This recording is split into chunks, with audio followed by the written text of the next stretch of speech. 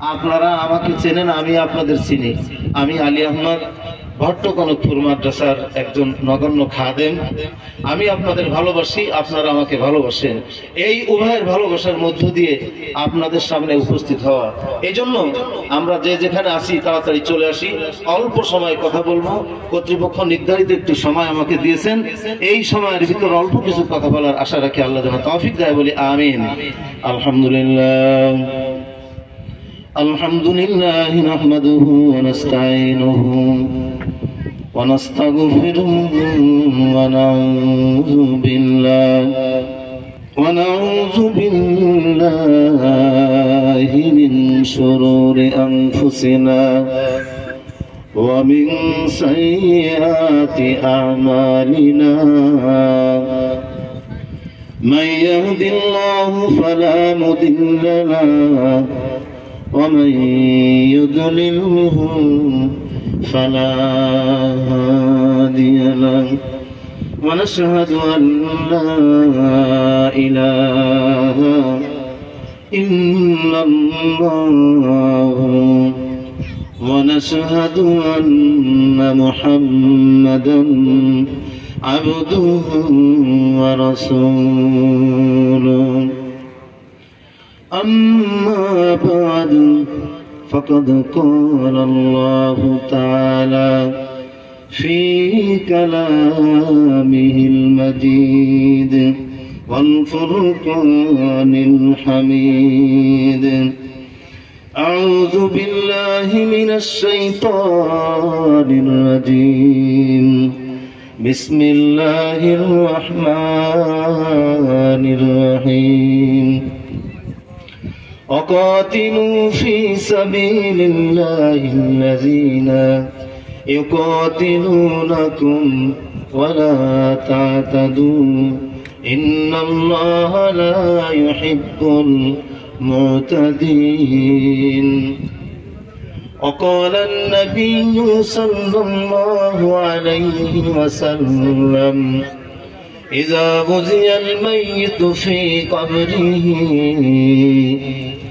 جاء القرآن عند رأسه والصلاة عن يمينه والصيام عن شماله وسائر الحسنات عند رجلي أو كما قال النبي عليه الصلاة والسلام وقال تعالى في آية أخرى إن الله وملائكته يصلون على النبي يا أيها الذين آمنوا صلوا عليه وسلموا تسليما اللهم صل على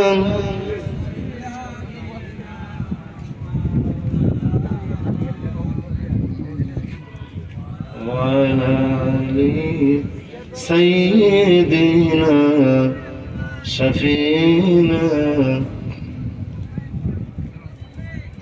এ দুনিয়া পড়ে রবে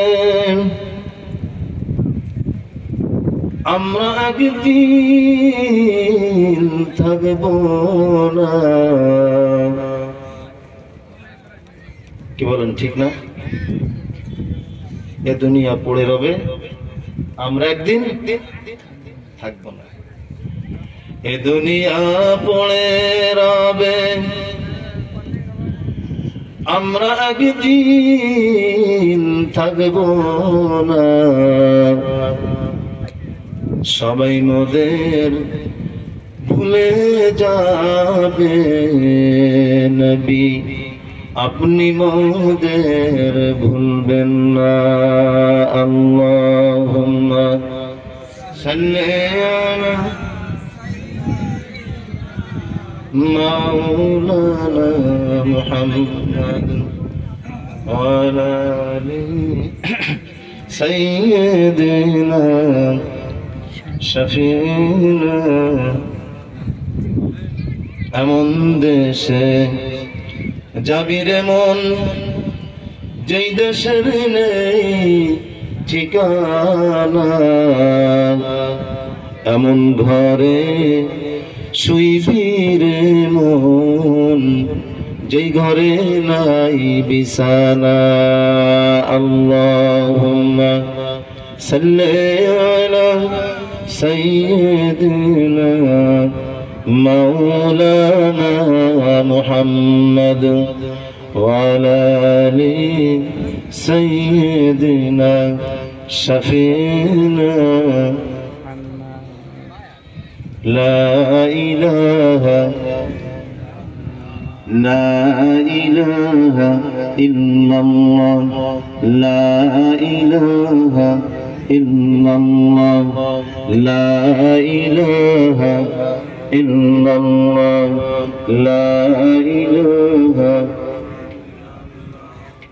لا إله إلا الله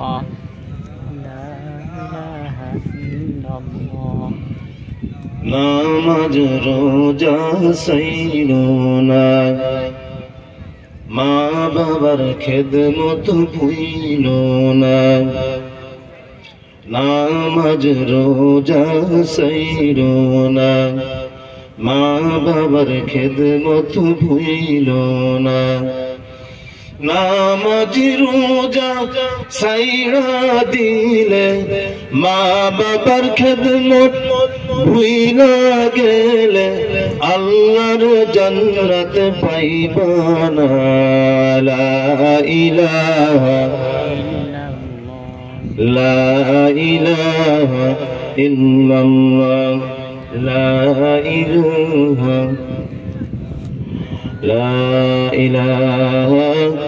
إلا الله محمد رسول الله صاحب صلى الله عليه وسلم।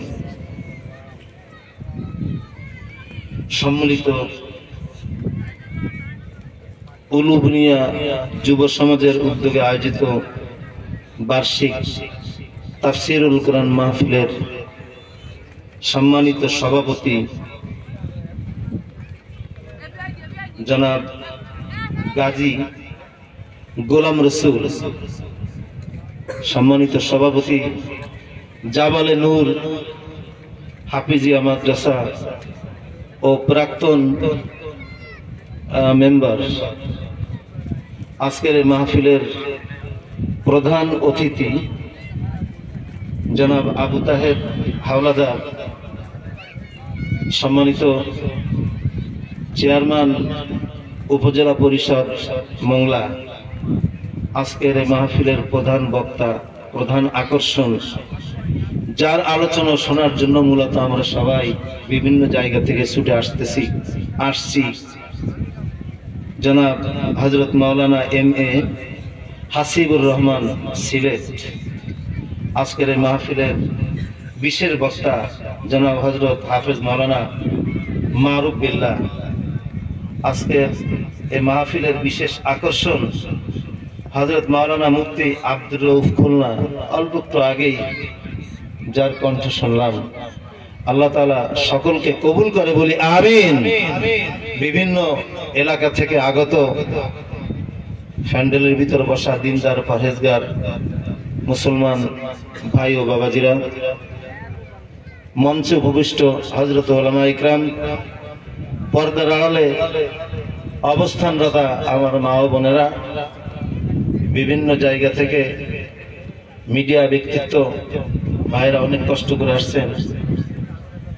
বিশেষ করে অত্যন্ত শ্রদ্ধার সাথে এই পরিবেশে এখন স্মরণ করি আমার অত্যন্ত প্রিয় মানুষ জনাব হাফেজ আকমাল ভাইকে এবং তার সাথে যারা সহযোগিতা করে আজকের এই সুন্দর আয়োজন করেছেন।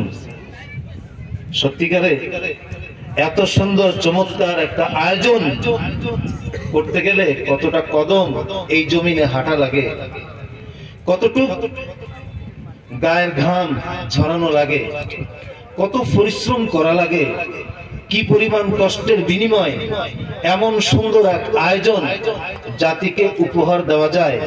তা শুধুমাত্র কেবলমাত্র যারা এ ধরনের আয়োজন অনুষ্ঠান করে তারাই জানে। অন্য আমরা যারা শুধু একটু শুনতে আসি, দেখতে আসি, তারা এর কষ্ট, এর পরিশ্রম এটা আমরা বুঝবো না। এজন্য তাদের সকলকে আমরা অত্যন্ত শ্রদ্ধার সাথে স্মরণ করি এবং দোয়া করি এই অনুষ্ঠানের সাথে যারা যেভাবে সম্পৃক্ত, শ্রম দিয়ে, অর্থ দিয়ে, বুদ্ধি দিয়ে, পরামর্শ দিয়ে, দোয়া করে, আল্লাহ তাআলা সকলকে কবুল করুক বলি আমিন। এই মাহফিল আমাদের সকলের জন্য কালকে আমাদের কঠিন ময়দানে নাজাতের জরিয়া হিসেবে কবুল করে আমরা বলি আমিন। আল্লাহ পাকের দরবারে লাখো কোটি শুকরিয়া। বড় কঠিন সময়, দুঃসময়, যেমন প্রচন্ড গরম তেমন রোদের বড় তাপ, এই পরিবেশের ভিতর দিয়ে আল্লাহ তাআলা আমাদের সুন্দর মনোরম পরিবেশ আয়োজন করার মতো একটা সুযোগ করে দিলেন। আমরা আল্লাহ পাকের দরবারে শুকর আদায় করি, সবাই বলি আলহামদুলিল্লাহ। সম্মানিত হাজিরিন, আমি খুব বেশি লম্বা সময় নিব না। আমি আপনাদের সম্মুখে আমার খুতবার ভিতর পবিত্র কুরআনুল কারীম থেকে একটা আয়াত তেলাওয়াত করছি, সূরা বাকারা 190 নম্বর আয়াত। এই একটা আয়াত এবং পুরা 30 পারা কোরআন শরীফের ভিতর থেকে বেছে বেছে আরো 6টা আয়াত, এই একটা আয়াত আর হলো 6টা আয়াত, কয়টা হয়? কয়টা? এই 7টা আয়াতকে সামনে রেখে আপনারা আবার ভয় পেন না। একটা আয়াতের আলোচনা করতে গেলে সারা রাত লাগে, 2 ঘন্টা, 3 ঘন্টা, 6 ঘন্টা। আর 7টা আয়াতের আলোচনা করবে না জানি কত সময় আমাদের কষ্ট দেয় না। অল্প সময়ের ভিতর বড় একটা বই থাকে, বড় একটা বই, বইয়ের শুরুতে 1 পৃষ্ঠায় তার সূচি লেখা থাকে। পেপার পত্রিকা আমরা পড়ি, হেডলাইনে বিশেষ বিশেষ যে খবরগুলো বড় অক্ষরে লেখা থাকে, আর বিস্তারিত পিছনে ছোট অক্ষরে লেখা থাকে। তো এমন একটা বিষয়, এই কায়দায় আপনাদের সম্মুখে 7টা আয়াতের কিছু আলোচনা করব। বিস্তারিত করতে গেলে ছোট ছোট অক্ষরে যা লেখা থাকে সেটা বলতে পারবো না, শুধুমাত্র সূচি আকারে গুরুত্বপূর্ণ কয়েকটা কথা আপনাদের সম্মুখে বলার আশা রাখি। এই যে 7টা আয়াত, এই 7টা আয়াতের ভিতর আল্লাহ তাআলা 7 ব্যক্তিকে অপছন্দ করে। কয় ব্যক্তিকে? যে 7 ব্যক্তিকে আল্লাহ তাআলা অপছন্দ করেন, এই 7টা আয়াতের ভিতর আল্লাহ তাআলা তাদের পরিচয় তুলে ধরেছেন। বলবেন যাদেরকে আল্লাহ তাআলা ভালোবাসে না, সেই 7 ব্যক্তির পরিচয় আমরা জানবো কেন?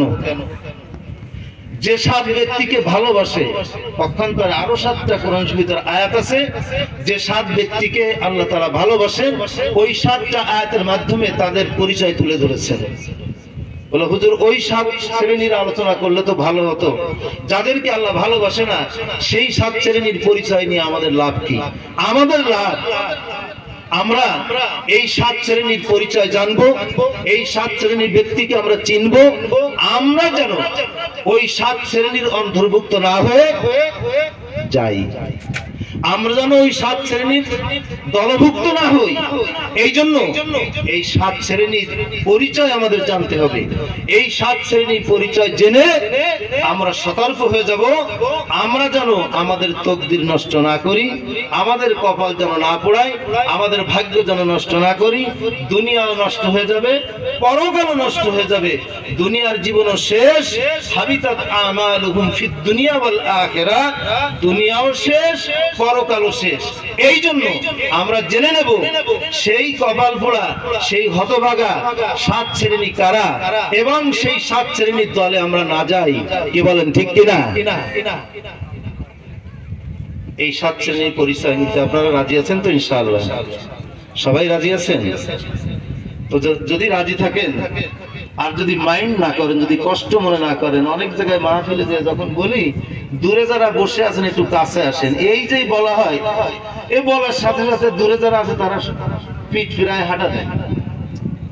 যখন বলা হয় একটু কাছে আসে, এই কাছে আসতে বললে তারা কাছে তো আসে না, আরো উল্টে চিংড়ি মাছের মতো, চিংড়ি মাছ যেমন পিছনে হাঁটে ওই কায়দায় আর এক ধরনের একটা পোকা আছে, কি যেন কেন্ন নাকি, তার গায়ে যদি কাজ করা হয়, যদি চলতে বলা হয়, সে থেমে যায়, কুচায় মুচায় বসে যায়। তা আমাদের কিছু আছি যখন ডাক দেওয়া হয় তখন অনেকে উঠে হাঁটা দেয়। এই জন্য আমি যেখানে যাই বলি, যদি কষ্ট না হয়, যদি মাইন্ড না করেন, তো একটু সম্ভব হলে নবীর একটা সুন্নাতের পরে আমল করে আমরা সবাই একটু কাছাকাছি এসে বসি। আর যদি কষ্ট হয়, কষ্ট মনে করেন, অসুবিধা নাই, যে যেখানে আছেন সে সেখানে বসা থাকেন, চলে যান না। যে দাঁড়ায় শুনতেছেন দাঁড়ায় শোনেন, যে বসে শুনতেছেন বসে শুনেন, দূরে শুনতেছেন দূরে থাকেন, খবরদার কেউ চলে যান না। আমাদের কথায় যদি দূরে চলে যান আমরা দায়ী হয়ে যাব, গুনাহগার হয়ে যাব। এই জন্য যদি সম্ভব হয় নবীর একটা সুন্নাতের পরে এক জায়গায় একত্রিত হয়ে বসা সুন্নাত, আমরা একটা সুন্নাত আমল করে কাছাকাছি এসে বসে যায়। আল্লাহ তাআলা আমাদের সবাইকে তৌফিক দান করে বলি আমিন। সম্মানিত হাজিরিন, আমি আপনাদের সম্মুখে যে আয়াতটা তেলাওয়াত করেছি, সর্বপ্রথম অকাতিলু ফি সাবিলিল্লাহিল্লাযীনা ইউকাতিলুনাকুম ওয়া লা তা'তাদু ইন্নাল্লাহা লা ইউহিব্বুল মুতাদিন।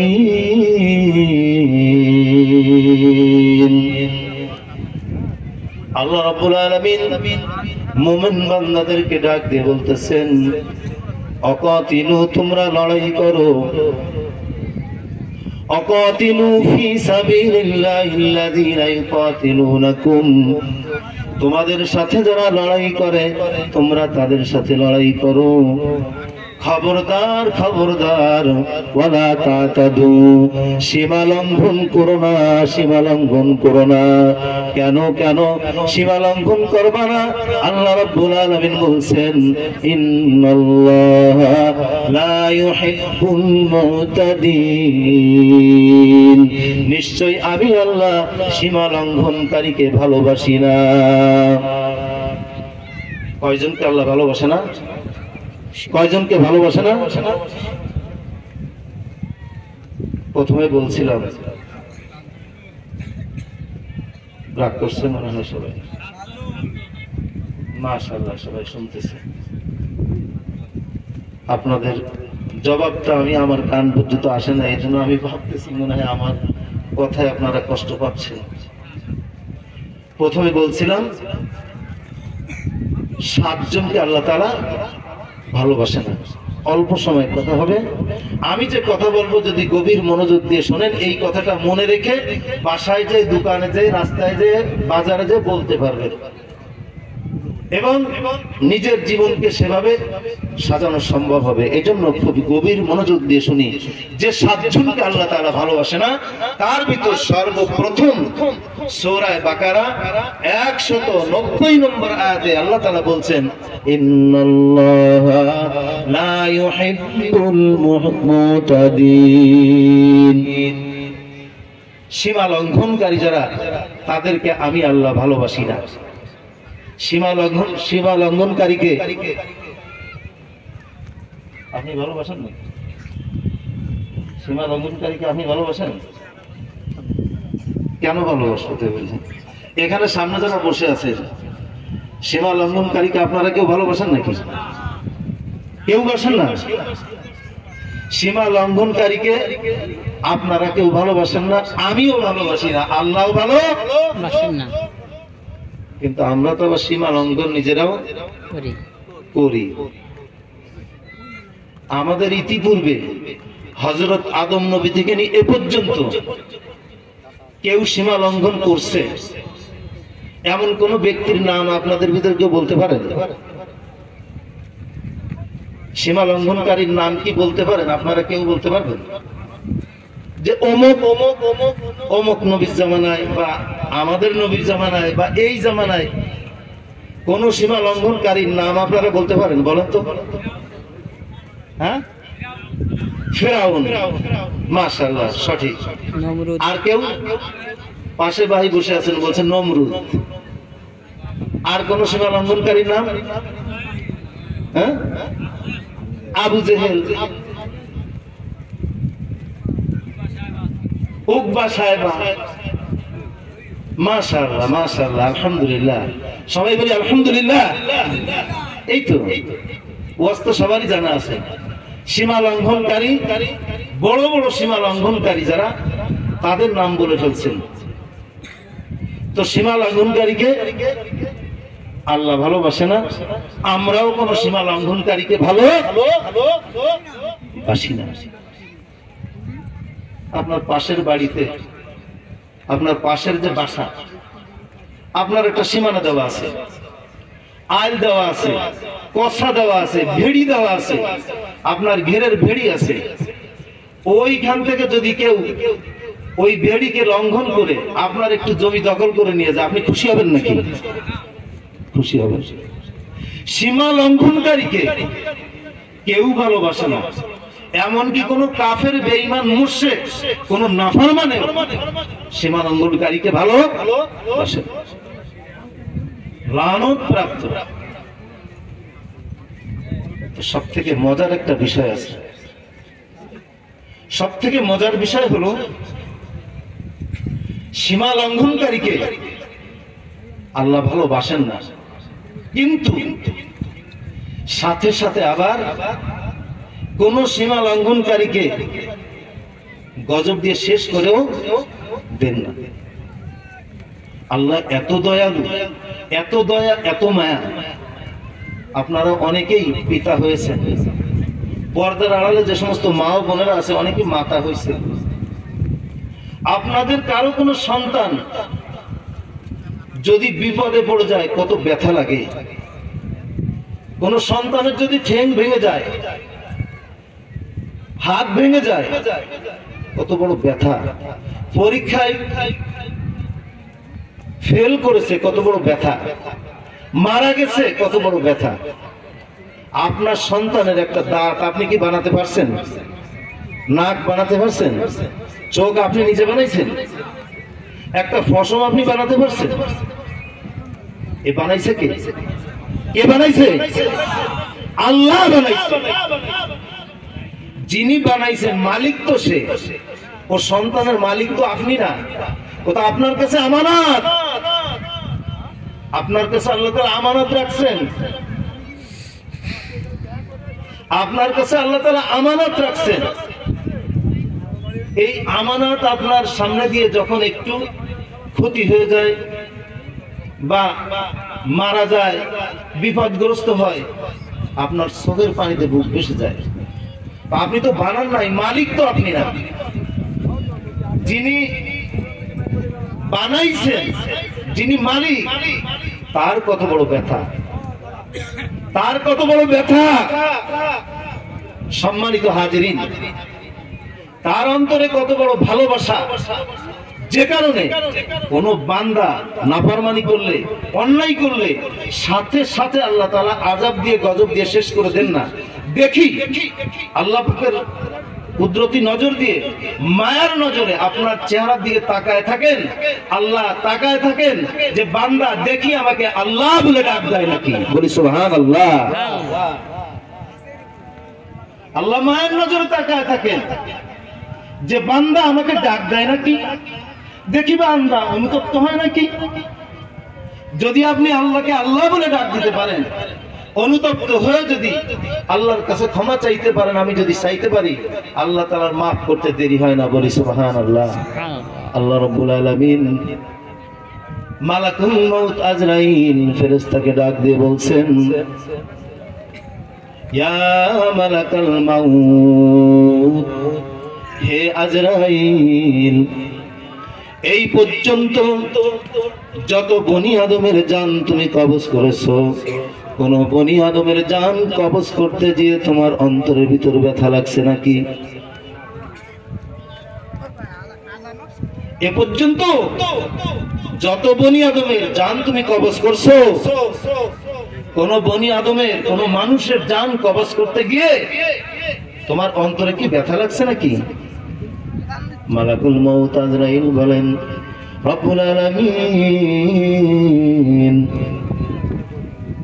হে আমার রব, আপনার হুকুম আমার জন্য ফরজ, অতীতে পালন করেছি, বর্তমানে পালন করতেছি, আর ভবিষ্যতে আপনার হুকুম পালন করব।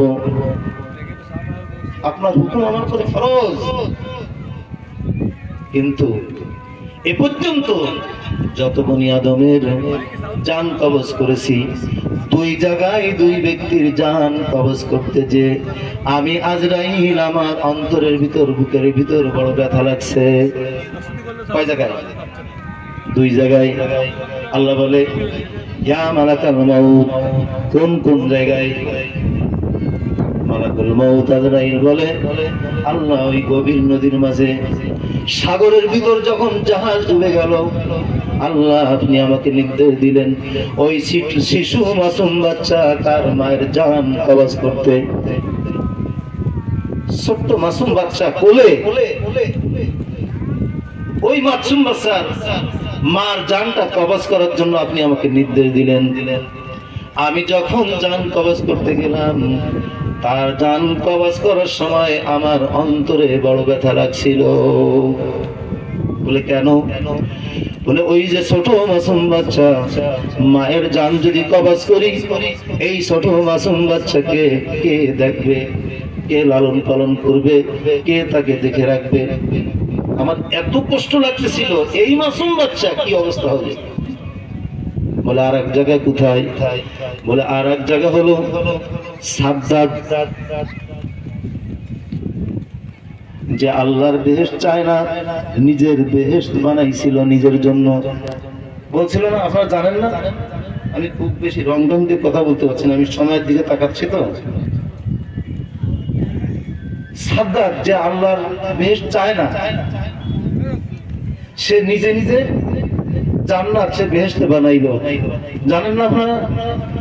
সাদ্দাত বেহেশত বানাইলো, মনের মতো সাজাইল, একটি কদম বাড়ার আগে, একটি কদম বাড়ার আগে আজরাইলকে পাঠাইলা। লা ইলাহা লা ইলাহা ইল্লাল্লাহ, লা ইলাহা ইল্লাল্লাহ মুহাম্মাদুর রাসূলুল্লাহ। আল্লাহ এত কষ্ট করে, এত আশা করে সে জান্নাত বানাইলো।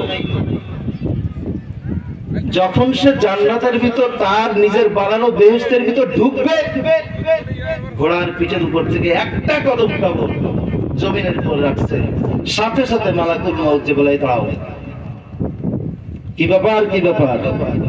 বলে এখনই তোমার জান কবজ হয়ে যাবে।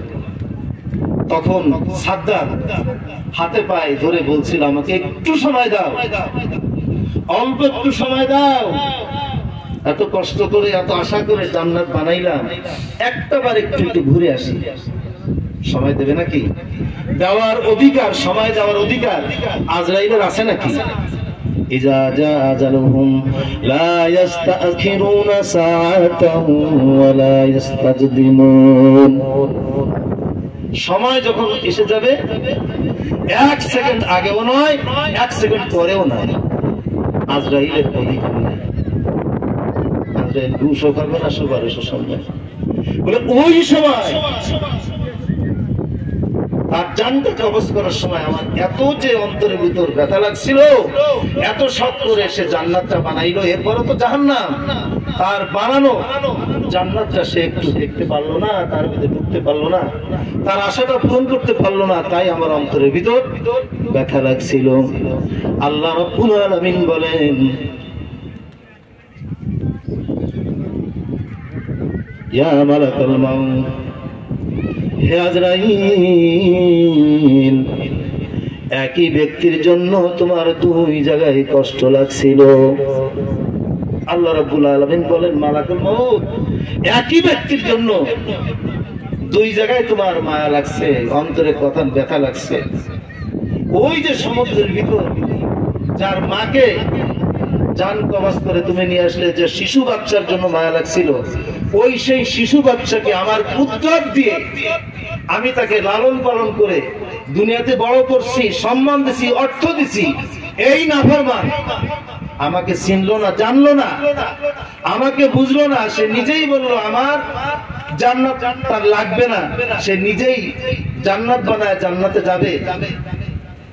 তো এই নাফরমানকে ওই সময় থেকে নিয়ে এই সময় পর্যন্ত আমি সময় দিছিলাম, এবং তুমি যখন তার জানটা কবজ করতে গেছিলে, আমার রহমতের নজর দিয়ে, মায়ার নজর দিয়ে আমি সাজ্জাদের চেহারার দিকে তাকিয়েছিলাম, দেখি সাজ্জাদ আমাকে আল্লাহ বলে ডাক দেয় নাকি।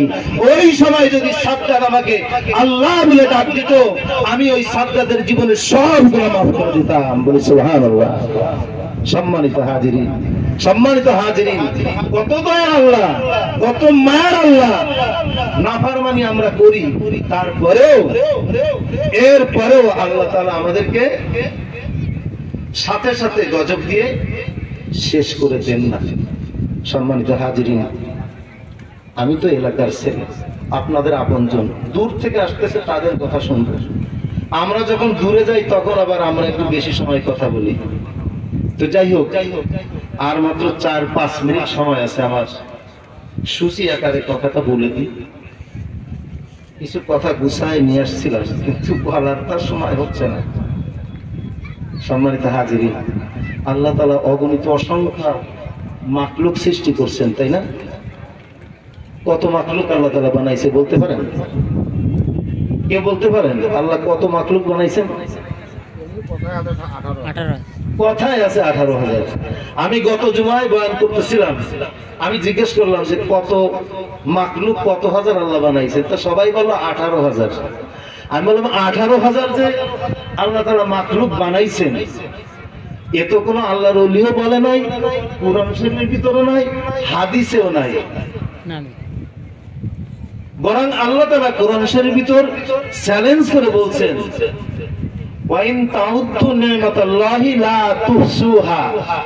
আল্লাহ তাআলা কোরআনের ভিতর বলতেছেন যে আমি কত মাখলুক, কত যে সৃষ্টি করেছি, এ যদি তোমরা গণনা করা শুরু করে দাও, তোমরা গণনা করে শেষ করতে পারবে না। সুবহানাল্লাহ। আল্লাহ বলছেন যে আমার যে কত সৃষ্টি, কত যে মাখলুক, এটা তোমরা গণনা শুরু করলে গণনা করে শেষ করতে পারবা না। অথচ আমরা বলি 18,000, 18 লাখ না 18 কোটি, এগুলো কিছুই নাই। এগুলো কিতাবে বা কোরআনে কোথাও কোনো জায়গায় এই ধরনের কথা নাই। সম্মানিত হাজিরিন, অনেক ছোট ছোট মাখলুক আল্লাহ তাআলা সৃষ্টি করেছেন, অনেক ছোট ছোট মাখলুক আল্লাহ তাআলা সৃষ্টি করছেন, আবার অনেক বড় বড় মাখলুক আল্লাহ তাআলা বানাইছেন, তাই না? আমরা তো মানুষ, আমাদের থেকে বড় কোনো বডি, দেহ বডি বড় আছে নাকি জানেন? আছে না? আমাদের থেকে বডি বড় কিসের আছে? গরু, মোষ, হাতি। আবার আমাদের থেকে ছোট তো কিছু কিছু আছে, তাই আছে না? আমাদের থেকে ছোট কোনো মাখলুক আছে নাকি? আপনারা জানেন? 2-1 নাম বলেন তো। বলবেন পিপিলিকা, পিঁপড়ে। এই পিঁপড়ের থেকেও ছোট মাখলুক আল্লাহ বানাইছে, এই মাত্র 2-3 বছর আগে বানাইছিল। এত ছোট মাখলুক বানাইছে, সারা পৃথিবীর সমস্ত রাজা বাদশা, সমস্ত গুন্ড মুস্তান সব তার সামনে ফেলে গেছে। বলি সুবহানাল্লাহ। কি বলেন, ঠিক না? একটা মাখলুক বানাইছে না 3-4 বছর আগে? সেই মাখলুকের নাম বলতে পারেন কেউ? আম কাঁঠালের মধ্যে পোকা। শুধু তা নয়, করোনা ভাইরাস, এ করোনা এ যে এ বানাইছে কে? আল্লাহ বানাইছে না? আল্লাহর মাখলুক না? যদিও সেই কি বলে কোন দেশ? চীন দেশ। চীন দেশ থেকে যদিও এটা কি হয়েছে প্রকাশ পাইছে, কিন্তু চীন আলারা এটা কি বানাইছে নাকি? চীন আলারা যদি বানাইতো তা ওদের কি রাখতো? সারা পৃথিবী বলে ওদের শেষ করে দিত। কত লক্ষ মানুষ চলে গেল এই করোনা ভাইরাসে আক্রান্ত হয়ে। এই করোনা ভাইরাস, এই করোনা কত যে ছোট, খালি চোখে দেখা যায় না। যে চিকিৎসক যার হয়েছে সে তো দেখতে পায় না, এবং যে চিকিৎসক সেও খালি চোখে দেখতে পায় না। সে খালি চোখে দেখতে পায় না, ওই যে দেখার যে যন্ত্র আছে এই দিয়ে দেখে। এই কত ছোট, আবার বড়তে বড়, কত যে বড় বানাইছে। ওই যে বললেন সভাপতি সাহেব, গরু, মহিষ, আবার কেউ বলে মাছ। কত বড় মাছ! এমন এমন মাছ আছে বিশাল বিশাল জাহাজ খেয়ে ফেলতে পারে। তাহলে কত বড়! এর থেকে আরো যে কত বড় বড় বড় বড় আছে। এই যে পৃথিবী, এই যে জমিন দুনিয়া, এইটা বড় না সূর্য বড়? বলেন তো কোনটা বড়? সূর্য বড়। কয় গুণ? 1 গুণ বড় নাকি না 2 গুণ বড়? পৃথিবীর থেকে সূর্য কয় গুণ বড় জানি আমরা? 13 লক্ষ গুণ বড়। 13 লক্ষ গুণ বড়। তাই করোনার চেয়ে কিছু বড় হবে না? করোনা যে সাইজ তার চেয়ে আর একটু বড় হয়েছে না? কত বড় হয়েছে! এই যে 13 লক্ষ গুণ বড় পৃথিবীর থেকে সূর্য। আমেরিকান নাসা সৌরজগতের তথ্য যারা সব থেকে বেশি ভালো দিতে পারে, তাদের গবেষণায় 10,000 গুণ, সূর্য থেকে 10,000 গুণ বড় তারকা তারা সন্ধান পেয়েছে। বলি সুবহানাল্লাহ। একটা তারকা না কিরকম? 1 থাল সুবরি গুনে পারে কোন ব্যাপারী? আমরা বলেছি না ছোটবেলায়, 1 থাল সুবরি গুনে পারে কোন ব্যাপারী? ওই ধরনের তারকা কত বড়! আর ওই তারকার থেকে আরো কত হাজার লক্ষ কোটি গুণ বড় বড় কত কিছু আল্লাহ তাআলা বানাইছে। সম্মানিত হাজিরিন, এই সমস্ত করোনার থেকে শুরু করে আর ওই বড় বড় যা বানাইছে, এর ভিতর যত মাখলুক বানাইছে সব থেকে সম্মানী কারা বলেন তো? মানুষ। ওয়ালাকাদ কাররামনা বানি আদম। সব থেকে সম্মানী হলো মানুষ। আবার বললেন তো সব থেকে মানুষ, আর সব থেকে নিকৃষ্ট কোন মাখলুক বলতে পারেন? উলাইকা কাল আনআম বাল হুম আদাল উলাইকা হুমুল গাফিলুন। এই মানুষ আবার সব থেকে নিকৃষ্ট। এই সৃষ্টির ভিতর মানুষ হচ্ছে সব থেকে উৎকৃষ্ট আর সব থেকে নিকৃষ্ট। জানতে ইচ্ছে করে কি হলে সব থেকে মানুষ উৎকৃষ্ট হয় আর কি হলে সব থেকে নিকৃষ্ট হয়? এক কথায় বলি, সব থেকে উৎকৃষ্ট হয় যে মানুষটার ভিতর দিন থাকে। যেই মানুষটার ভিতর দিন থাকে ওই মানুষটা হচ্ছে সব থেকে উৎকৃষ্ট। দিন থাকে, একটা দিনদার বলি আমরা কাকে? যার মুখে দাঁড়িয়েছে, মাথায় টুপি আছে, লম্বা জামা আছে, হজ করে, যাকাত দেয়, রোজা রাখে, তারপরে ভালো ভালো কাজ করে, জিকির আজকার করে, কোরআন শরীফ তেলাওয়াত করতে পারে। আমরা এই লোককে বলি হচ্ছে দিনদার। না, দিনদার হওয়ার জন্য দিন হচ্ছে 5টা জিনিসের সমন্বয়। কয়টা জিনিসের সমন্বয়? 5টা জিনিসের সমন্বয় হলো দিন। 1 নাম্বার হচ্ছে আকায়েদ, আর 2 নাম্বার হচ্ছে ইবাদত, 3 নাম্বার মুআমালাত, 4 নাম্বার মুআশারাত, 5 নাম্বার হচ্ছে আখলাক। এই 5টা জিনিসের সমন্বয় হলো দিন। যে লোকটা হজ করলো, যাকাত দিল, মুখে দাড়ি রাখলো, মাথায় টুপি দিল, মহিলারা পর্দায় থাকলো, নামাজ পড়লো, তারপরে কিনে কবল করলো, এই সমস্ত যা যা কিছু করলো, ওই 4টার একটা আর 4টা বাকি। সম্মানিত হাজিরিন, কখন বলবো সে কথা? বলার তো সময় নাই, এই জন্য অল্প সময় একটু কথা আপনাদের সম্মুখে বললাম। তো যাদেরকে আল্লাহ তাআলা অপছন্দ করেন, যে সমস্ত বান্দাদেরকে আল্লাহ তাআলা অপছন্দ করেন, তার 1 নাম্বার হলো সীমা লঙ্ঘনকারী, 2 নাম্বার হলো জালেম, কোরআন শরীফের আয়াতের ভিতর আছে, আর 4 নাম্বার হলো 3বার পড়ে গেছে অহংকারী। এত হুজুর তো ভালো হুজুর, এই সর্বনাশী না, পাশাপাশি ওয়াজ করতে গেছি এ ধরে আসলে 3 নাম্বার বাদ চলে গেছে। 3 নাম্বার হচ্ছে অহংকারী, আর 4 নাম্বার অপচয়কারী, আর 5 নাম্বার বিভিন্ন সময় রাস্তা পথঘাটে বসে আমরা মানুষের গিবত শিকার বদনাম বলে বেড়াই না, এই যারা করে তাদেরকে আল্লাহ অপছন্দ করে। আর 6 নাম্বার হচ্ছে, 6 নাম্বার কি? 6 নাম্বার হচ্ছে খিয়ানত, আমানতের খিয়ানত। এই যে কত কথা, গুরুত্বপূর্ণ কথা আছে, বলা শুরু করলে তো বলতেও ভালো লাগবে, শুনতেও ভালো লাগবে। আমানতের খেয়ানতকারী। আর 7 নাম্বার হচ্ছে ফাসাদ সৃষ্টিকারী। ইন্নাল্লাহা লা ইউহিব্বুল মুফসিদিন। ফাসাদ সৃষ্টিকারীকে আল্লাহ তাআলা পছন্দ করেন না। এই 7 ব্যক্তিকে আল্লাহ তাআলা পছন্দ করে না। আজ থেকে আমরা সিদ্ধান্ত নেব, এই যে 7 ব্যক্তিকে আল্লাহ পছন্দ করে না তাদের অন্তর্ভুক্ত আমরা না হই। আমরা সতর্ক হয়ে যাই, আল্লাহ যেন আমাদেরকে পছন্দ করে এমন কাজ করে আমরা যেন এই দুনিয়ার থেকে আল্লাহ পাকের ডাকে সাড়া দিয়ে আমরা পরকালে রওনা হতে পারি। আল্লাহ তাআলা আমাদের সবাইকে তৌফিক দান করেন, সকলে বলে আমিন।